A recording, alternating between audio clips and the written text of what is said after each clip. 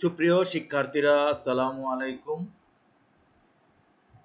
একাদশ শ্রেণীর বিজ্ঞানের শিক্ষার্থীদের জন্য আজকের ক্লাসটি উচ্চ মাধ্যমিক জীববিজ্ঞান প্রথম পত্র, অধ্যায় 1, কোষ ও এর গঠন। আমরা কোষের সম্পর্কের আগে কোষের প্রকারভেদ, কোষ প্রাচীর এগুলো সম্পর্কে আমাদের আলোচনা হয়েছে। আজকে আমরা কোষঝিল্লি সম্পর্কে আলোচনা করব। কোষঝিল্লি হচ্ছে কোষের একটি খুব গুরুত্বপূর্ণ আবরণ এবং সেটির গঠন এবং এই গঠন কিভাবে হয়ে থাকে সেই বিষয়গুলো আমরা আলোচনা করব। এবং কোষঝিল্লির গঠনের একটি গুরুত্বপূর্ণ বিষয় হচ্ছে ফ্লুইড মোজাইক মডেল। সেই মডেলটি কিভাবে অঙ্কন করতে হয়, সেই অঙ্কনের নিয়মগুলো বা ধাপগুলো সেগুলো আমরা অনুসরণ করব। আমি মোহাম্মদ মোশাররফ হোসেন এলিন, বিভাগীয় প্রধান ও সহযোগী অধ্যাপক, উদ্ভিদ বিজ্ঞান বিভাগ, কুমিল্লা ভিক্টোরিয়া সরকারি কলেজ। তোমাদের সামনে আজকে কোষঝিল্লি এর গঠন, কাজ, এই গুরুত্বপূর্ণ বিষয়গুলো নিয়ে আলোচনা করব। আশা করি ভিডিওটি তোমরা মনোযোগ দিয়ে অনুসরণ করবে এবং পাশাপাশি তোমাদের জন্য একটি কুইজ রয়েছে গুগল ফর্মে, সেটি তোমরা অ্যাটেন্ড করবে এবং এটা সাবমিট করার সাথে সাথেই তোমরা বুঝতে পারবে তোমরা কতটি সঠিক অ্যান্সার করতে পেরেছ।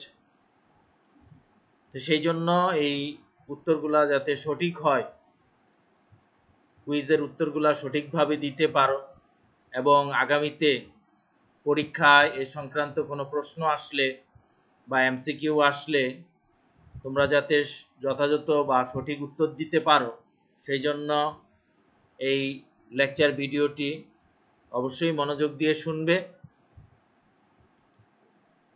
আমরা এখানে একটি চিত্র দেখতে পাচ্ছি, ঘরের চিত্র, খুব সুন্দর একটি ঘর। এই যে ঘরের ভিতরে অনেকগুলো উপকরণ রয়েছে, সোফা সেট রয়েছে, কাচের টেবিল রয়েছে, ফুলদানি রয়েছে, অনেক কিছু আমরা দেখতে পাচ্ছি। এই ঘরটি খুব সুন্দরভাবে গুছানো আছে, সুরক্ষিত আছে, কিন্তু বাইরের পরিবেশটি থেকে এটা এরকম ভাবে সুরক্ষিত থাকার কথা না। বাইরে বিভিন্ন ধরনের বাতাস রয়েছে, সূর্যের আলো রয়েছে, প্রাকৃতিক যে পরিবেশ, বাইরের পরিবেশ থেকে এই ঘরটি অনেক সুরক্ষিত অবস্থায় আছে। এই যে সুরক্ষিত অবস্থায় আছে সেটা কিভাবে আছে? এখানে দুইটি প্রোটেকশন রয়েছে, একটি হচ্ছে দেয়াল, আরেকটি হচ্ছে পর্দা। যে দেয়াল এবং পর্দা এই ঘরটাকে সুরক্ষিত রেখেছে বাইরের সমস্ত কিছু থেকে। একইভাবে আমরা যদি কোষের দিকে তাকাই, কোষের ভিতরে অনেক উপাদান রয়েছে, অনেক গুরুত্বপূর্ণ অঙ্গাণু রয়েছে। এই অঙ্গাণুগুলা বাইরের পরিবেশ থেকে সুরক্ষিত থাকে। সেখানেও কোষের ক্ষেত্রে আমরা উদ্ভিদ কোষের ক্ষেত্রে দুইটি আবরণ দেখি, একটি কোষ প্রাচীর, আরেকটি হচ্ছে কোষঝিল্লি। অপরদিকে প্রাণী কোষের মধ্যে আমরা শুধু একটাই আবরণ দেখি, সেটা হচ্ছে কোষঝিল্লি। অর্থাৎ কোষঝিল্লিটা উদ্ভিদ এবং প্রাণী কোষ দুই ক্ষেত্রেই কোষঝিল্লিটা আমরা দেখতে পাই এবং এটা খুবই গুরুত্বপূর্ণ আবরণ। এবং কোষের ভিতরের যাবতীয় উপাদান, যত ধরনের গুরুত্বপূর্ণ অঙ্গাণু রয়েছে, সেই অঙ্গাণুগুলাকে সুরক্ষিত রাখার জন্য কোষঝিল্লির ভূমিকা অপরিসীম। এই কোষঝিল্লির যে নামকরণ, সেই নামকরণটি করেছেন কার্ল নাগেলি অ্যান্ড ক্রেমার 1855 সালে। বর্তমানে এটিকে আমরা বায়োমেমব্রেন বলে থাকি বা জৈব পর্দা বলে থাকি, কারণ এই ধরনের মেমব্রেন শুধুমাত্র কোষের চারপাশে থাকে তা না, যতগুলো অঙ্গাণু আছে সমস্ত অঙ্গাণুর চারপাশেই এই আবরণটি দেখা যায়, একই ধরনের আবরণ আমরা সেখানে দেখতে পাই, যার কারণে এটিকে আমরা আলাদাভাবে বায়োমেমব্রেন বলে থাকি। আধুনিক বিজ্ঞানীরা একে বায়োমেমব্রেন নামকরণ করেছে। কোষঝিল্লির যে গঠন বিষয়টি, কোষঝিল্লির গঠন আলোচনা করা একটু সমস্যার কারণটা হচ্ছে কোষঝিল্লি হচ্ছে একটা সজীব পর্দা, অর্থাৎ এটা সবসময় একটা গতিশীল অবস্থায় থাকে, চলমান অবস্থায় থাকে এই পর্দাটা। আমরা যেমন একটা গতিশীল ট্রেন, এই গতিশীল ট্রেনের গঠনটাকে আমাদের পক্ষে ব্যাখ্যা করা কঠিন, যে খুব দ্রুত যদি একটি ট্রেন চলতে থাকে তাহলে সেই ট্রেনের মধ্যে কতটা বগি রয়েছে, কতটা চেয়ার রয়েছে, কি কি দ্বারা এই ট্রেনটা গঠিত, সেটা আমাদের পক্ষে বলা খুবই কঠিন। তাহলে আমাদের কি করতে হবে? ট্রেনটাকে থামাতে হবে। এখানেও ট্রেনটা আমরা থামার পরে সেটার গঠনটা যথাযথভাবে ব্যাখ্যা করতে পারব। এখন এখানে যে বিষয়টা ঘটে, যে আমরা যখন বায়োমেমব্রেন বা প্লাজমা মেমব্রেনকে স্থির করতে চাই, থামাতে চাই, তখন দেখা যায় যে এটা আর স্বাভাবিক থাকে না, এটা ডিনেচার্ড হয়ে যায়, ভেঙে যায়। এই ভেঙে যাওয়ার কারণে বা স্তূপ হয়ে যাওয়ার কারণে তখন আর কোষঝিল্লির প্রকৃত গঠনটা বোঝা যায় না এবং প্রকৃত গঠনটা ব্যাখ্যা করা যায় না। সেই জন্য বিজ্ঞানীরা এটার একটা ধারণা দেওয়ার চেষ্টা করছে বা একটা মডেল দেওয়ার চেষ্টা করছে যে এইরকম হতে পারে, যে কোষঝিল্লিগুলা এরকম হতে পারে। এই জন্য আমরা এখানে কিছু মডেল দেখতে পাই। কোষঝিল্লি গঠনের ব্যাখ্যা করার জন্য বেশ কিছু মডেল দেওয়া আছে। তার মধ্যে একটা মডেল হচ্ছে একক পর্দা, ইউনিট মেমব্রেন। এই ধারণাটি দিয়েছেন বিজ্ঞানী রবার্টসন। বিজ্ঞানী রবার্টসন এই ধারণাটি আমাদেরকে দিয়েছেন যে এইখানে কোষঝিল্লি হচ্ছে একটি একক পর্দা, তবে তার মধ্যে দুইটা স্তর থাকে, লিপিড এবং প্রোটিনের স্তর থাকে। সেই স্তরগুলোর সাহায্যে একটাই পর্দা তৈরি হয়ে থাকে। এটাকে আমরা পিএলপি বলে থাকি। পি দিয়ে হচ্ছে প্রোটিন, এল হচ্ছে লিপিড এবং পি হচ্ছে প্রোটিন, অর্থাৎ মাঝখানে লিপিডের স্তর থাকবে এবং দুই পাশে প্রোটিনের স্তর থাকবে, তিনটা স্তর সেই অনুযায়ী। তো সেই কারণে এটাকে আমরা, বিজ্ঞানী রবার্টসন এই তিনটা স্তরকে একটা পর্দা হিসাবে বিবেচনা করেছেন এবং উনি কোষঝিল্লির গঠন ব্যাখ্যা করতে গিয়ে একক পর্দার ধারণাটা আমাদের সামনে নিয়ে এসেছে। আরেকটি মডেল হচ্ছে স্যান্ডউইচ মডেল। স্যান্ডউইচ মডেলটি দিয়েছেন ড্যানিয়েলি এবং ডেভসন। এখানে আমরা দেখি যে ইউনিট মেমব্রেনের মতোই বিষয়টা, যে মাঝখানে ফসফোলিপিড বাইলেয়ার থাকবে, যে ফসফোলিপিডের দুইটা স্তর এখানে আছে এবং তার উভয় পাশে প্রোটিনের স্তর রয়েছে, যে প্রোটিনগুলাও স্তর তৈরি করে থাকে। আমরা উপরে একটা স্তর দেখতে পাচ্ছি এবং নিচে আরেকটা স্তর দেখতে পাচ্ছি, দুইটা স্তর এখানে আমরা দেখতে পাচ্ছি। তো এর ফলে দেখা যাচ্ছে যে এইখানে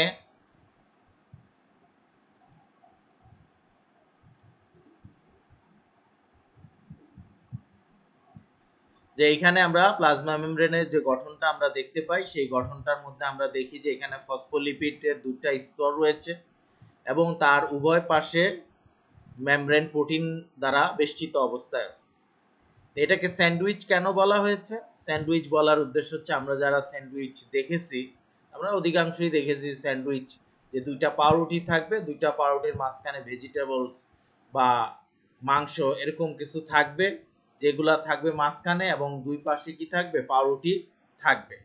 এই বিষয়টাকেই আমরা স্যান্ডউইচ বলে থাকি। সেই স্যান্ডউইচটার সাথে কোষঝিল্লির গঠনকে তুলনা করার জন্যই এখানে স্যান্ডউইচ মডেলের বিষয়টা নিয়ে আসা হয়েছে। কোষঝিল্লির সবচেয়ে গ্রহণযোগ্য মডেল হচ্ছে ফ্লুইড মোজাইক মডেল। তো ফ্লুইড মোজাইক মডেলে যাওয়ার আগে নামকরণ কেন, সেই বিষয়টা আমরা একটু দেখি। যে এই যে পর্দাটা, সেই পর্দাটার মধ্যে একটা তরল অবস্থা আছে, যে পর্দাটা হচ্ছে তরল। কেন তরল? যে এটার মধ্যে ফসফোলিপিড আছে। ফসফোলিপিডটা হচ্ছে তেল জাতীয় একটা উপাদান।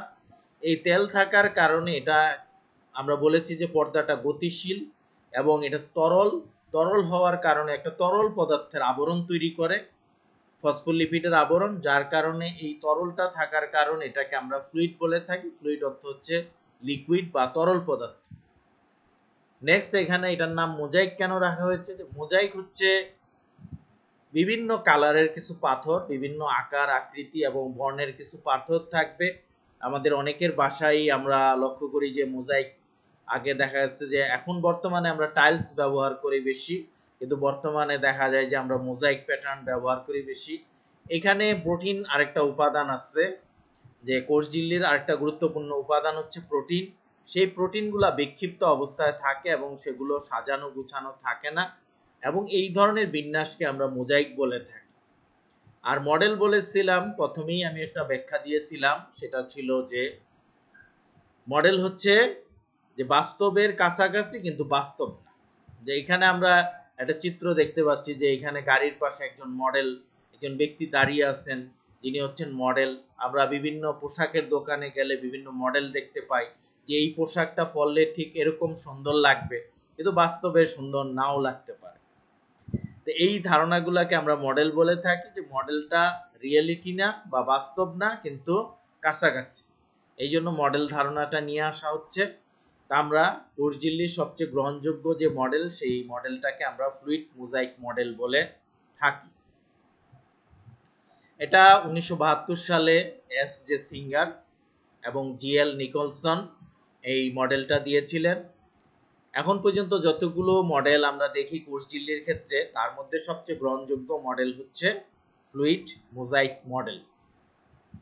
এখন এই মডেলটা ব্যাখ্যা করার আগে আমরা এটা কিভাবে আঁকতে হবে সেই বিষয়টা একটু দেখি। আমরা খাতা কলম নিয়ে বসি, পেন্সিল থাকবে। তা আমরা প্রথমে এরকম দুইটা সমান্তরাল রেখা অঙ্কন করি।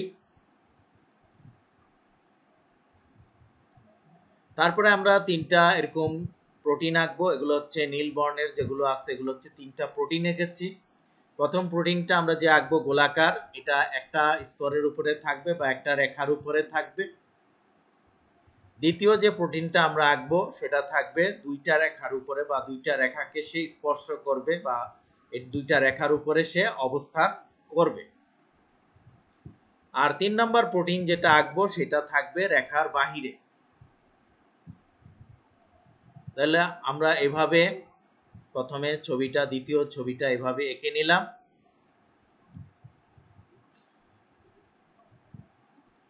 এরপরে আমরা যে দুইটা রেখা অঙ্কন করেছি, সেই রেখাগুলার মধ্যে যে জায়গাগুলো বাকি আছে, যে প্রোটিনগুলা যে অংশটা আবৃত করে রাখছে সেগুলো বাদ দিয়ে বাকি জায়গাগুলাতে আমরা এরকম গোল গোল লাল কতগুলা বৃত্ত অঙ্কন করব। এখানে বলে রাখা ভালো, পরীক্ষার খাতায়, উচ্চ মাধ্যমিক পরীক্ষার খাতায় লাল রং ব্যবহার করা যাবে না।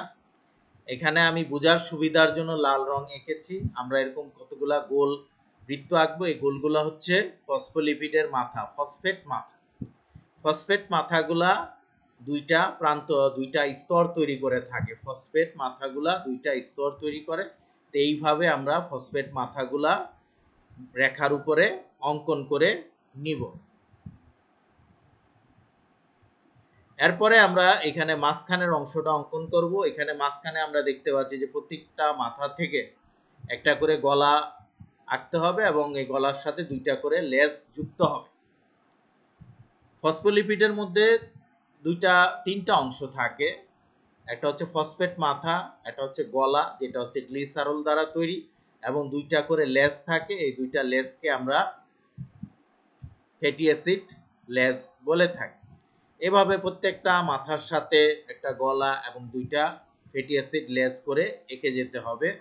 তাহলে তারপর আমরা দেখতে পারবো যে এখানে একটা কমপ্লিট দুইটা স্তর তৈরি হয়েছে। ফসফোলিপিডের দুইটা স্তর এখানে তৈরি হয়েছে। এ পর্যন্ত আমরা এঁকে নেই। নেক্সট আমরা আমাদের অঙ্কন, এখানে আরেকটু অংশ বাকি আছে আঁকা। সেটা হচ্ছে যে এখানে কতগুলা গ্লুকোজ আমাদের আঁকতে হবে। এগুলো হচ্ছে ষড়ভুজাকার গ্লুকোজ, এবং এই গ্লুকোজগুলা ফসফেট মাথার সাথে যুক্ত থাকবে। এইভাবে আমরা এঁকে নিব। আরেকটা কোলেস্টেরল আমাদের এখানে আঁকতে হবে। কোলেস্টেরল থাকে কোষ ঝিল্লির মধ্যে, প্রচুর পরিমাণে কোলেস্টেরল থাকে, সেটাও আমরা এইভাবে এঁকে নিব। এগুলা যে কোনো স্তরের মধ্যেই থাকতে পারে। আমাদের অঙ্কন শেষ হয়ে যাওয়ার পরে আমরা এগুলো চিহ্নিত করব। আমরা প্রথমে তিনটা প্রোটিন এঁকেছিলাম, তার মধ্যে যে প্রোটিনটা একটা স্তরের মধ্যে থাকে সেটাকে আমরা অন্তর্নিহিত প্রোটিন বলে থাকি। যেটা 2 স্তর বিপি থাকে সেটাকে আমরা আন্তঃঝিল্লি প্রোটিন বা ইন্টিগ্রাল প্রোটিন বলে থাকি। আর যে প্রোটিনটা স্তরের বাইরে অবস্থান করে সেটাকে আমরা প্রান্তীয় প্রোটিন বলে থাকি। তাহলে আমরা 3টা প্রোটিন চিহ্নিত করলাম। ফসফোলিপিড এগুলো আমরা এরপরে অঙ্কন করেছিলাম। এটা হচ্ছে ফসফোলিপিড। ফসফোলিপিডের মধ্যে আমরা বলেছিলাম 3টা অংশ, ফসফেট মাথা, গ্লিসারল গলা এবং 2টা করে ফ্যাটি অ্যাসিড লেজ থাকবে। আমরা এখানে একটা কোলেস্টেরল লিখেছি, সেই কোলেস্টেরলটাকে চিহ্নিত করলাম। এখানে আমরা কতগুলা গ্লুকোজ চেইন অঙ্কন করেছিলাম। এই গ্লুকোজ চেইনের মধ্যে একটা চেইন ফসফোলিপিডের সাথে যুক্ত, সেটাকে আমরা গ্লাইকোপ্রোটিন বলে থাকি, গ্লাইকোলিপিড বলে থাকি। যেটা লিপিডের সাথে যুক্ত থাকে সেটাকে আমরা বলে থাকি গ্লাইকোলিপিড।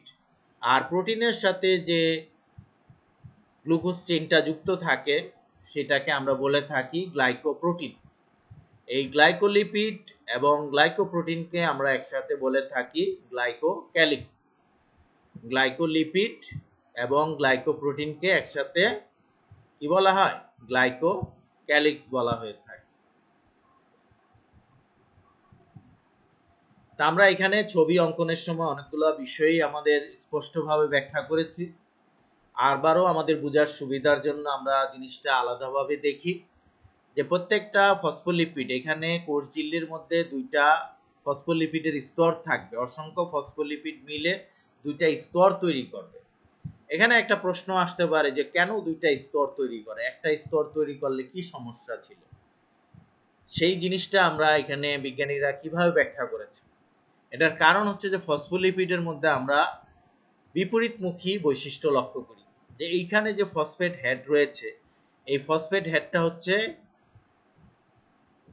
পানি গ্রাহী, অর্থাৎ ফসফেট হেডটা হচ্ছে হাইড্রোফিলিক, অর্থাৎ সে পানি পছন্দ করে।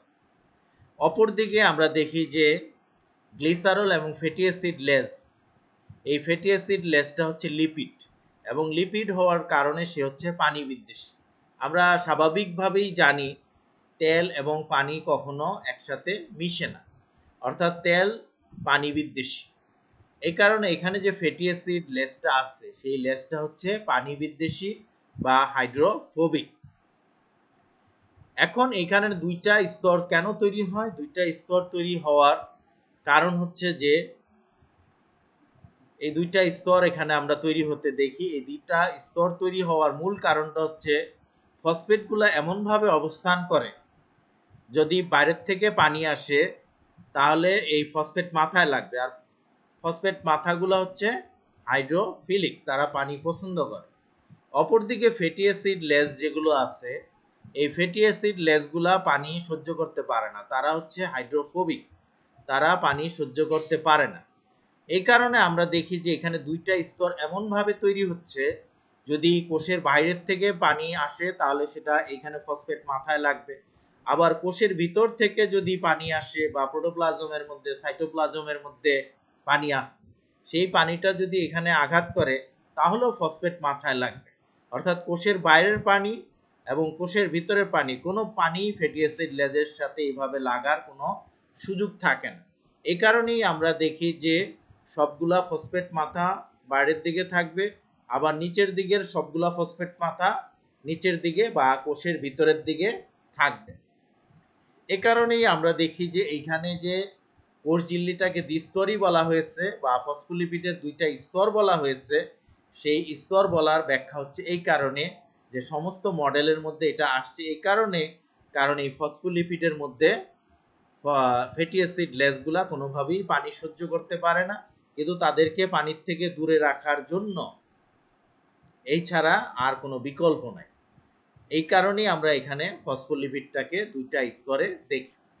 আর প্রোটিনগুলা কোনো স্তর তৈরি করে না, তারা মোজাইক প্যাটার্ন আমরা বলেছিলাম। এই মোজাইক প্যাটার্নের মতো দেখা যায় যে তারা বিক্ষিপ্তভাবে অবস্থান করে, কোনোটা হয়তো কোষের একটা স্তরে থাকে, কোনোটা দেখা যায় যে এটা কোষের একটা স্তরে আছে, আর একটা কোষের 2টা স্তরেই আছে। আবার আমরা অঙ্কন করার সময় একটাকে কোষের বাইরে রেখেছিলাম। ফ্লুইড মোজাইক মডেলের মধ্যে আমরা বলেছি যে আমরা বৈশিষ্ট্যগুলা যদি আরেকটু কনসাইজ আকারে দেখি যে লিপিড বাইলেয়ার ফসফোলিপিডের দুইটা স্তর তৈরি হয় এবং ফসফেট মাথাগুলা বাইরের দিকে থাকবে অথবা সাইটোপ্লাজমের দিকে থাকবে এবং লেজগুলা উভয়ের মাঝখানে থাকবে। এটা আমরা ব্যাখ্যা করেছি যে তাদের হাইড্রোফোবিক এবং হাইড্রোফিলিক বৈশিষ্ট্যের কারণে এই ঘটনাটা ঘটে থাকে। মেমব্রেন প্রোটিনের বেলা আমরা বলেছি যে এখানে তিন ধরনের প্রোটিন আছে। ইন্টিগ্রাল প্রোটিন হচ্ছে যে যারা দুই স্তর ব্যাপী থাকে তাদেরকে আমরা ইন্টিগ্রাল প্রোটিন বলে থাকি। যারা পরিধির দিকে থাকে তাদেরকে আমরা পেরিফেরাল প্রোটিন বলে থাকি, এরা সারফেসের দিকে থাকে। আর যারা লিপিডের সাথে যুক্ত থাকবে তাদেরকে আমরা লিপিড সম্পৃক্ত প্রোটিন বলে থাকি। গ্লাইকোক্যালিক্স আমরা এটা ইতিমধ্যে বলেছি যে গ্লাইকোক্যালিক্সের মধ্যে দুইটা বিষয় থাকে, যে অসংখ্য গ্লুকোজ থাকে, এগুলো চেইন আকারে থাকে। যে গ্লুকোজগুলা লিপিডের সাথে যুক্ত থাকে সেটাকে আমরা গ্লাইকোলিপিড বলে থাকি। আর যারা প্রোটিনের সাথে যুক্ত থাকে তাদেরকে আমরা গ্লাইকোপ্রোটিন বলে থাকি। এই গ্লাইকোলিপিড এবং গ্লাইকোপ্রোটিনকে একসাথে গ্লাইকোক্যালিক্স বলা হয়ে থাকে। আর এখানে আমরা বলেছিলাম আরেকটা জিনিস থাকে, সেটা হচ্ছে কোলেস্টেরল থাকে। এখন আমরা কোষঝিল্লির কাজগুলো আলোচনা করব। কোষঝিল্লির কাজ আমরা প্রথমেই একটা ছবি দেখেছিলাম, ঘরের ছবি, যে ঘরের ভিতরের উপাদানগুলো সুরক্ষিত থাকে। কি দ্বারা সুরক্ষিত থাকে? দেয়াল এবং পর্দা দ্বারা সুরক্ষিত থাকে। সেখানে আমরা কোষঝিল্লিকে একটা পর্দার সাথে তুলনা করেছিলাম, যে সজীব পর্দা এবং এটা গতিশীল পর্দা। সেই কারণে আমরা দেখি যে এই কোষঝিল্লিটা থাকার কারণে বাইরের যত তাপ, চাপ, ঝড়, বৃষ্টি বা যত ধরনের রোগ, জীবাণু সমস্ত কিছু থেকেই কোষঝিল্লি কোষের ভিতরের উপাদানগুলোকে রক্ষা করছে। এবং এটা খুবই গুরুত্বপূর্ণ একটা বিষয় যে কোষের অভ্যন্তরীণ উপাদানগুলোকে রক্ষা করার জন্য অবশ্যই কোষঝিল্লি থাকতে হবে। এবং কোষঝিল্লি যদি কোনো কারণে ক্ষতিগ্রস্ত হয় তখন দেখা যায় যে কোষগুলা মারা যায় বা কোষগুলা নষ্ট হয়ে যায় এবং সেই সময় একটা জীবের পক্ষে টিকে থাকা কঠিন হয়ে যায়। আর এককোষী জীব হলে তো সেটা মারাই যাবে। যেমন ব্যাকটেরিয়ার কথা যদি আমরা বলি বা অ্যামিবার কথা যদি আমরা বলি, সেই সব ক্ষেত্রে দেখা যায় যে তাদের একটা মাত্র কোষ দ্বারাই তারা একটা জীব, সেই ক্ষেত্রে তাদের কোষঝিল্লি নষ্ট হয়ে গেলে তারা মারা পড়ে যায়। কোষের নির্দিষ্ট আকৃতি তৈরি করে। কোষ প্রাচীর যতটা সুনির্দিষ্ট আকৃতি তৈরি করতে পারে, কোষঝিল্লি ঠিক ততটা সুনির্দিষ্ট আকৃতি তৈরি করতে পারে না। তারপরেও আমরা দেখি যে এদের সুনির্দিষ্ট আকৃতি রয়েছে। হয়তো কোনো চাপ, বাহ্যিক চাপ বা কোনো কারণে এদের আকৃতি পরিবর্তন হতে পারে, তবে দেখা যায় যে চাপটা সরে যাওয়ার পরেই তারা আবার তাদের স্বাভাবিক আকৃতিতে ফেরত যায়। সেই জন্য আমরা দেখি যে কোষঝিল্লি কোষের নির্দিষ্ট আকৃতি প্রদান করার জন্য গুরুত্বপূর্ণ। কোষঝিল্লির মধ্য দিয়ে বস্তুর স্থানান্তর এবং ব্যাপন নিয়ন্ত্রণ এবং সমন্বয় করা হয়ে থাকে। যে আমরা যে বিভিন্ন ধরনের উপাদান, যেমন আমরা বলেছিলাম যে এখানে ফসফোলিপিডের ফ্যাটি অ্যাসিড লেজগুলা পানি সহ্য করতে পারে না, তাহলে পানি কোষের ভিতরে আসা যাওয়া করবে কিভাবে? তো সেই ক্ষেত্রে আমরা দেখি যে এখানে কিছু ট্রান্সপোর্ট প্রোটিন আছে। এই ট্রান্সপোর্ট প্রোটিনের ভিতর দিয়েই পানি, তারপরে বিভিন্ন ধরনের পুষ্টি উপাদান, আয়ন, যৌগ, এগুলো এই ট্রান্সপোর্ট প্রোটিনের ভিতর দিয়ে আসা যাওয়া করে, যাতে এগুলো কোনোভাবেই ফ্যাটি অ্যাসিড লেজের সাথে সংযুক্ত না হতে পারে বা টাচ না করে, সেই বিষয়টা আমরা দেখি। অনেক কোষঝিল্লি আছে যারা এনজাইম বা অ্যান্টিজেন তৈরি করতে পারে, তাদের কোষঝিল্লির মধ্যে সেই মেকানিজম রয়েছে, বা কোষের ভিতরে যদি তৈরি হয় তাহলে সেটা এই কোষঝিল্লির মাধ্যমেই বাইরে বা কোষের বাইরে আসতে পারবে বা অন্যত্র স্থানান্তর হতে পারবে। বিভিন্ন কোষ অঙ্গাণু সৃষ্টিতে সহায়তা করে, অর্থাৎ কোষের ভিতরে অনেকগুলো অঙ্গাণু আছে যে অঙ্গাণুগুলা কোষঝিল্লি থেকে তৈরি হয়ে থাকে, যেমন এন্ডোপ্লাজমিক রেটিকুলাম আছে, এই ধরনের কিছু অঙ্গাণু রয়েছে, লাইসোজোম রয়েছে। এরকম আমরা বেশ কিছু অঙ্গাণু দেখি যে অঙ্গাণুগুলা কোষঝিল্লি থেকে তৈরি হয়ে থাকে। স্নায়ু উদ্দীপনা সংবহন করা, যে স্নায়ু উদ্দীপনা, যে তাদের যে নার্ভাস সিস্টেম, আমাদের নার্ভাস সিস্টেম, আমাদের নিউরন আলাদা কোষ রয়েছে, নিউরন তো কাজই হচ্ছে স্নায়ু উদ্দীপনা সংবহন করা। আর সেই কাজটা যদি অন্যান্য কোষের বেলায় হয়, যেমন অ্যামিবার বেলায় বা এই ধরনের বিভিন্ন কোষের বেলায়, প্রত্যেকটা কোষ অনুভূতি গ্রহণ করতে পারে, সেই অনুভূতিটা গৃহীত হয় কোষঝিল্লির মাধ্যমে। কোষঝিল্লি দুইটা খাদ্য গ্রহণ প্রক্রিয়ার সাথে যুক্ত, একটা হচ্ছে ফ্যাগোসাইটোসিস আর একটা হচ্ছে পিনোসাইটোসিস। ফ্যাগোসাইটোসিস হচ্ছে যদি যেমন এমিবার মধ্যে আমরা দেখি, এমিবা যেটা আছে এমিবার মধ্যে আমরা দেখি ফ্যাগোসাইটোসিস। ফ্যাগোসাইটোসিস হচ্ছে কঠিন খাদ্য গ্রহণ প্রক্রিয়া, আর পিনোসাইটোসিস হচ্ছে তরল খাদ্য গ্রহণ প্রক্রিয়া। এই প্রক্রিয়াগুলা কোষঝিল্লির মাধ্যমেই সম্পন্ন হয়ে থাকে। কোষঝিল্লির সাথে সম্পর্কিত কিছু টার্ম রয়েছে বা অবস্থা রয়েছে, তার মধ্যে আমরা দেখি যেমন মাইক্রোভিলাই। মাইক্রোভিলাই হচ্ছে কোষঝিল্লিগুলা দেখা যায় যে কোষের ভিতরের দিকে ভাঁজ হতে পারে, তখন সেই ভাঁজগুলাকে আমরা মাইক্রোভিলাই বলে থাকি। একটা কোষের মধ্যে দেখা গেছে যে 3000 পর্যন্ত মাইক্রোভিলাই তৈরি হতে পারে। ডেজমোজোম, আমরা কিছু কিছু কোষের মধ্যে দেখি যে টনোফাইব্রিল ফিলামেন্ট যুক্ত গহ্বর তৈরি করে বা রাউন্ড এলাকা, গোলাকার এলাকা তৈরি করে, সেই ধরনের অবস্থাকে আমরা ডেজমোজোম বলে থাকি। আমরা দুইটা কোষের কথা বলেছিলাম, দুইটা খাদ্য প্রক্রিয়ার কথা বলেছিলাম, একটা ফ্যাগোসাইটোসিস আর একটা পিনোসাইটোসিস। ফ্যাগোসাইটোসিস প্রক্রিয়ায় কোষঝিল্লি যখন খাদ্যটাকে বেষ্টন করে রাখে তখন একটা ভেসিকল বা গহ্বর তৈরি হয়। ফ্যাগোসাইটোসিসের প্রক্রিয়ার মাধ্যমে যে ভেসিকলটা বা গহ্বরটা তৈরি হয় সেটাকে আমরা ফ্যাগোসাইটিক ভেসিকল বলে থাকি। আর পিনোসাইটোসিস প্রক্রিয়ার জন্য তরল খাদ্য যেটা আছে, তরল খাদ্যটা দেখা যায় যে ভেসিকল তৈরি করে থাকে, সেটাকে আমরা পিনোসাইটোসিস বলে থাকি। আমরা ইতিপূর্বে ক্লাসে কোষ প্রাচীর সম্পর্কে আমাদের আলোচনা করেছি বা তোমরা অধ্যয়ন করেছ। আজকে আমরা কোষঝিল্লি সম্পর্কে আলোচনা করেছি। দুইটার মধ্যে তুলনামূলক একটা বিশ্লেষণ বা উচ্চতর দক্ষতার প্রশ্ন আসে এখান থেকে। সেজন্য কোষ প্রাচীর এবং কোষঝিল্লির মধ্যে তুলনা বা পার্থক্য করা, সেই কাজটা আমাদেরকে শিখতে হবে। তো আমরা এগুলো আলাদাভাবে করে নিতে পারি, করার পরে আমরা এখানে দেখতে পারি যে কোষ প্রাচীর এবং কোষঝিল্লির মধ্যে কি কি পার্থক্য বা তুলনা রয়েছে। প্রথম হচ্ছে যে কোষ প্রাচীরটা শুধু উদ্ভিদ কোষে দেখা যায়, প্রাণী কোষে দেখা যায় না। আর কোষঝিল্লিটা আমরা উদ্ভিদ এবং প্রাণী উভয় কোষে দেখে থাকি। কোষ প্রাচীরের অন্যতম গাঠনিক উপাদান হচ্ছে কি? সেলুলোজ। আর অপরদিকে কোষঝিল্লির গাঠনিক উপাদান হচ্ছে লিপিড এবং প্রোটিন। কোষ প্রাচীরেরটা হচ্ছে জড় প্রকৃতির, অর্থাৎ এটা দেখা গেছে যে রবার্ট হুক যখন কোষ আবিষ্কার করেছিলেন, উনি মূলত কোষ প্রাচীর আবিষ্কার করেছিলেন। কারণ উদ্ভিদ কোষ মারা যাওয়ার পরেও যেটা অক্ষত অবস্থায় থাকে সেটা হচ্ছে কোষ প্রাচীর। এই কারণে কোষ প্রাচীরটা হচ্ছে জড় বা দেয়ালের মতো। আর কোষঝিল্লিটা হচ্ছে সজীব, কোষ মারা যাওয়ার সাথে সাথে কোষঝিল্লিটাও নষ্ট হয়ে যায়। কোষ প্রাচীর যেটা আছে এদের মূল কাজ হচ্ছে আকার আকৃতি নিয়ন্ত্রণ করা এবং কোষকে দৃঢ়তা প্রদান করা।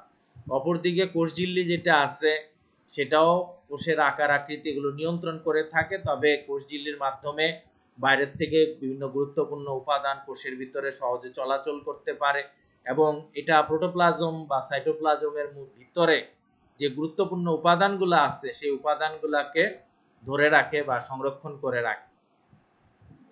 কোষ প্রাচীরের গঠনটা যদি আমরা বিশ্লেষণ করি তাহলে সেখানে তিনটা স্তর দেখতে পাই: মধ্যপর্দা, প্রাথমিক প্রাচীর এবং সেকেন্ডারি প্রাচীর। অপরদিকে কোষঝিল্লির মধ্যে আমরা দুইটাই স্তর দেখি, সেটা হচ্ছে ফসফোলিপিডের স্তর, এবং এটার গঠন এবং অঙ্কন আলোচনা করতে গিয়ে আমরা বিস্তারিত দেখেছি যে কিভাবে দুইটা স্তর তৈরি হয়। সেকেন্ডারি প্রাচীর বা কোষ প্রাচীরের মধ্যে আমরা বিভিন্ন ধরনের অলঙ্করণ দেখতে পাই বা বিভিন্ন ডিজাইন দেখা যায়, কিন্তু কোষঝিল্লির মধ্যে এই ধরনের কোনো অলঙ্করণ দেখা যায় না। তাহলে আমরা কোষ প্রাচীর এবং কোষঝিল্লির মধ্যে পার্থক্য বা তুলনা বুঝতে পারলাম। তা আমরা কোষঝিল্লির গঠন সম্পর্কে দীর্ঘ আলোচনা করেছি এবং কোষঝিল্লি বিশেষ করে ফ্লুইড মোজাইক মডেলটা কিভাবে অঙ্কন করতে হয় সেই বিষয়টা আমরা আলোচনা করেছি। পাশাপাশি কোষ প্রাচীর এবং কোষঝিল্লির মধ্যে যে তুলনা সেটা আমরা আলোচনা করেছি। আমি এখানে গুগল ফর্মে তোমাদের জন্য 5টা প্রশ্ন দিয়েছি, সেই প্রশ্নগুলার 2টা অ্যান্সার আছে।